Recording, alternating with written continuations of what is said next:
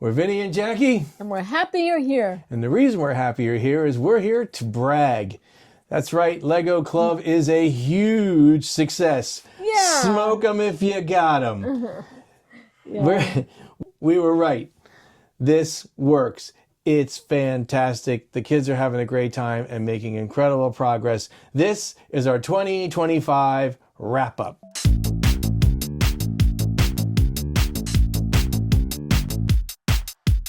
Everybody did so well.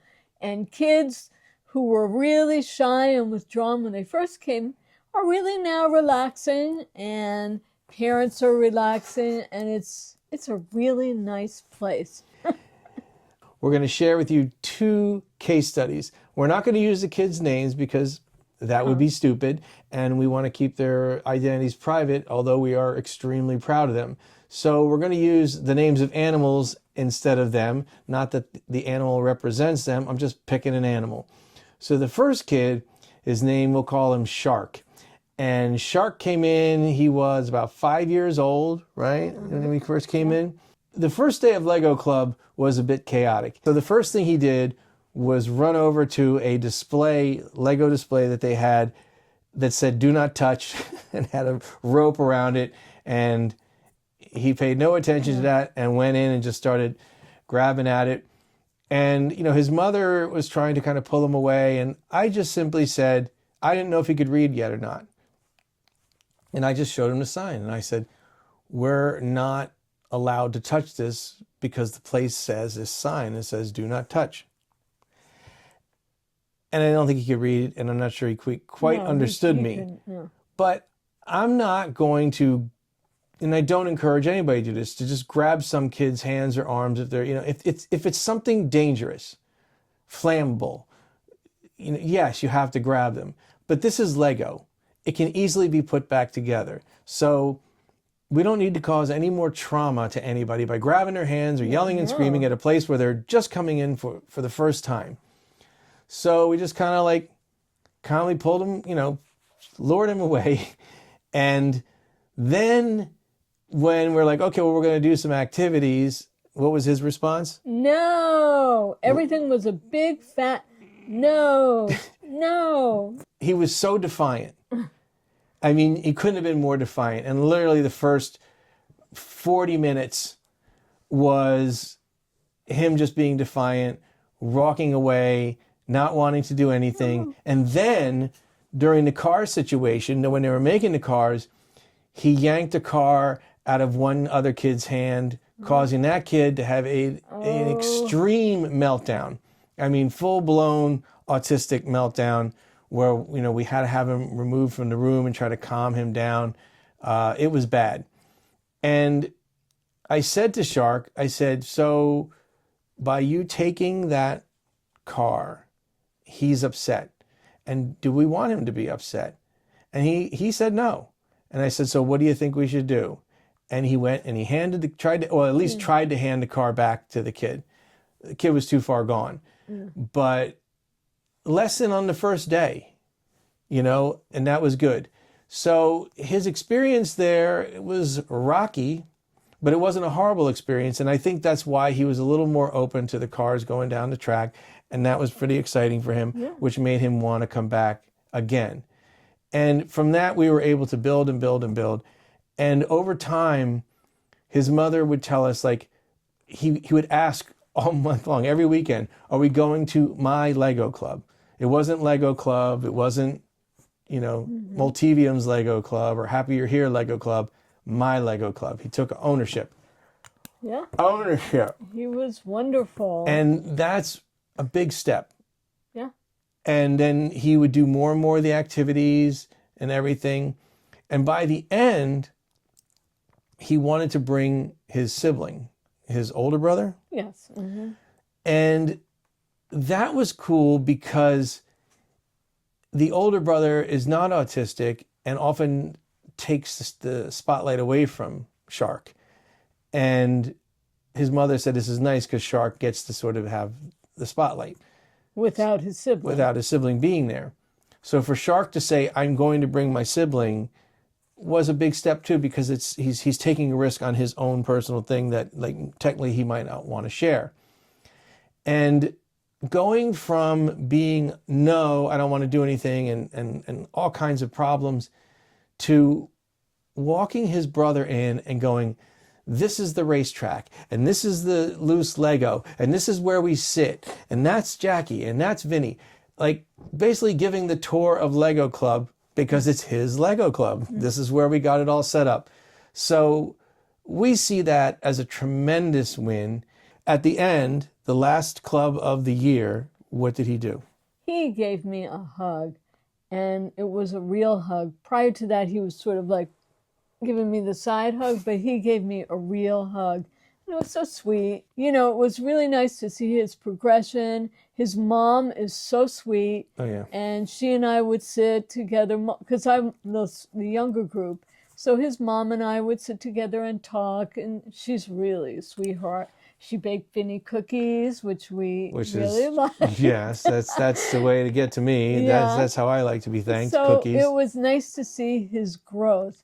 He also came to Here for Fun Day and participated in it. A lot. Yeah, he really did. His mother said, I think His mother told me that, because I was telling her about all the activities, and I said, oh, and we're going to have an ice cream sundae bar. And she goes, I guarantee you that he and his brother are going to dash for that the first minute that they're there. And sure enough, I think he had like 2 or 3 servings of it, which is fine. He had a chocolate thing around his mouth. It was very cute. Very funny. But he did all the activities, and of course he owned it with the Lego ramp that we had there. Yeah.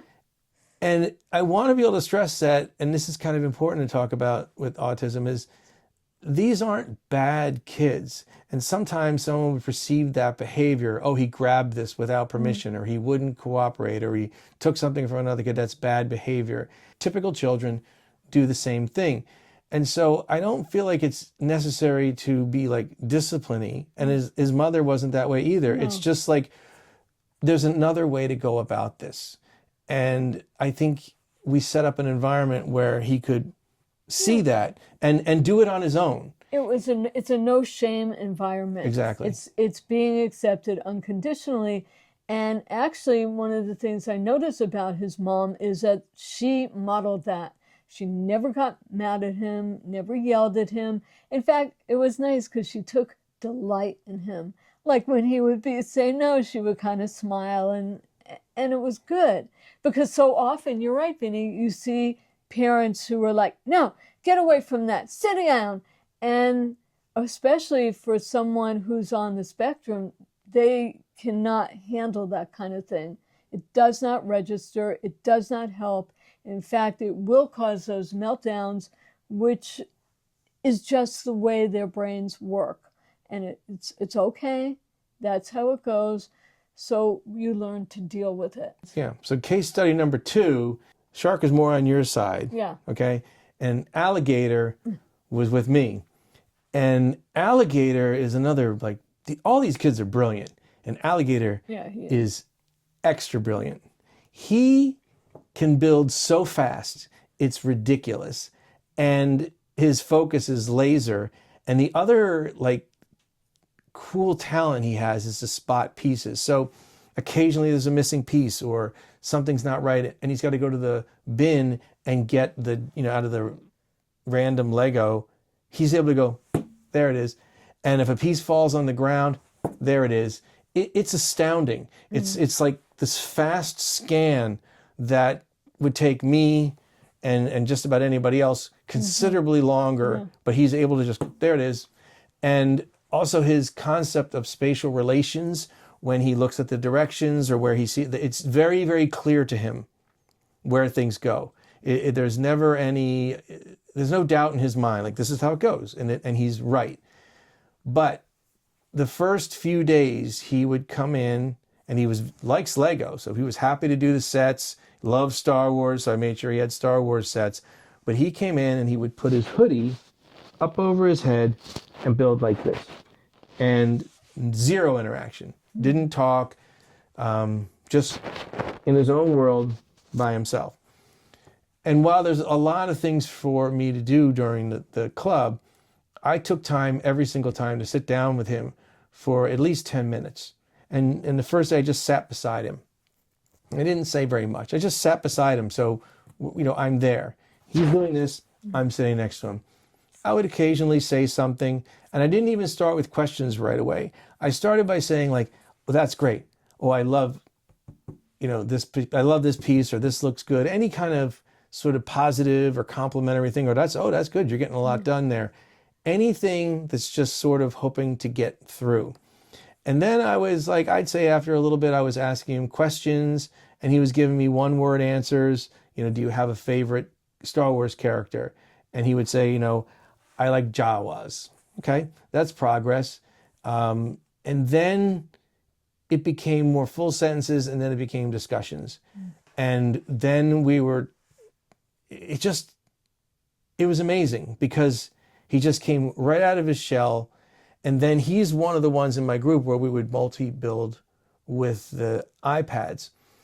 And when we do Who's Got the Piece, I mean, Shark would literally just throw, when you have to throw the piece. Here, you want a piece? There, you take a piece. He was, very, very characteristic, very, very much a character when it comes to that.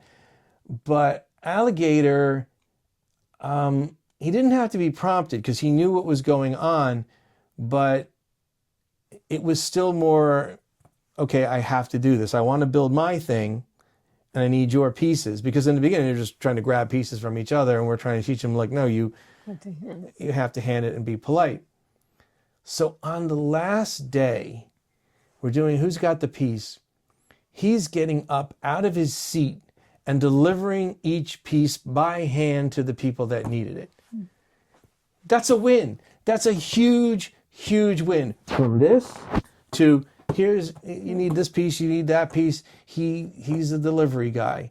And I just couldn't be more proud of him. I just think the world of him. He's a really, really cool kid. And then the icing on the cake is when we're building, the last thing we're doing, we're building a Star Wars thing. And we've all got our iPads and we're building. And he starts singing. I just couldn't believe it. He was so comfortable and so happy and so relaxed that he was singing. I didn't even know he liked music. I didn't even know he liked to sing, but he was singing. And that, to me, I just went, yep. Yeah. Lego Club. It works. So I'm very excited about what we're going to try in 2026, because now we have a strong foundation to build from. Yeah. We know it's successful. We know it works. And we've had so much wonderful support from people in the community, people who've donated either money or donated sets and donated their time. And we have friends all over the country, people from back east that have been more than supportive, texting us, even on the day of the club, how'd it go? They want to know. Yeah. You feel like you can move a mountain when you have that many people supporting you. There's no stopping you.